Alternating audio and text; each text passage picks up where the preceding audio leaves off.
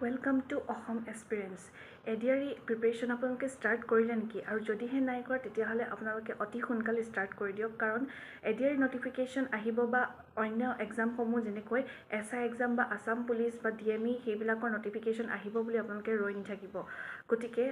সোনকালে যিমান পাৰে তো আপোনালোকে আৰম্ভ কৰি দিয়ক ষ্টাৰ্ট কৰা ষ্টাৰ্ট কেনেকৈ কৰিব সেইটো যদি চাবলৈ যায় আপোনালোকে প্ৰথমে সিলেবাসটো জনাটো অতি দৰকাৰী হয় সিলেবাসটো মই অলৰেডি ভিডিঅ' বনাইছোঁ আপোনালোকে চাব পাৰে আৰু সিলেবাসটো সৰুকৈ আপোনালোকে লিখি কিনে পঢ়া টেবুলৰ আগত আপোনালোকে লগাই ৰাখিব পাৰে আৰু তাৰ পিছতে আপোনালোকে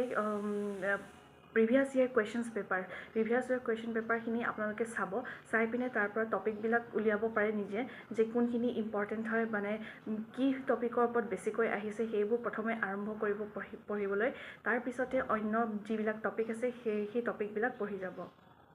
তাৰ পাছতে মেথছৰ যদি কম মেথছৰ আপোনালোকে ক্যালকুলেশনখিনি প্ৰেক্টিছ কৰিব প্ৰথমে ক্যালকুলেশনৰ ওপৰত ধ্যান ৰাখিব আৰু তাৰ পাছতে ৰিজনিঙৰ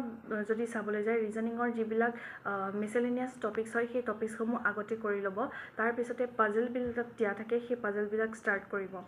আৰু ইংলিছৰ যদি কোৱা যায় ইংলিছৰ বেসিক গ্ৰামাৰখিনিটো কমপ্লিট কৰিব তাৰ পিছত প্ৰত্যেক দিনাই এটাকৈ আৰসি কৰি যাব আৰু সেইদৰে আপোনালোকে যদি প্ৰস্তুতি চলাই যায় তেতিয়াহ'লে নিশ্চয়কৈ আপোনালোকে এডিআৰই 3.0 আপোনালোকে নিজৰ এটা সিট কভাৰ কৰিব বা ল'ব পাৰিব বুলি মই আশা ৰাখিছোঁ আৰু আপোনালোকৰ লগতে ময়ো ঘৰৰ নিজৰ প্ৰিপেৰেশ্যন মই চলাই গৈছোঁ আৰু এইদৰে সকলোৱে যেন আগবাঢ়ি যায় তাৰে কামনা কৰিছোঁ আৰু এইখিনিয়ে মোক ক'ব লগা আছিলে আৰু যিহেতু আপোনালোকে যদি প্ৰিপেৰেশ্যন কৰা নাই বা প্ৰিপেৰেশ্যনৰ সিলেবাসখিনি যদি গম পোৱা নাই তেতিয়াহ'লে মোৰ ভিডিঅ'টো চাব পাৰে আৰু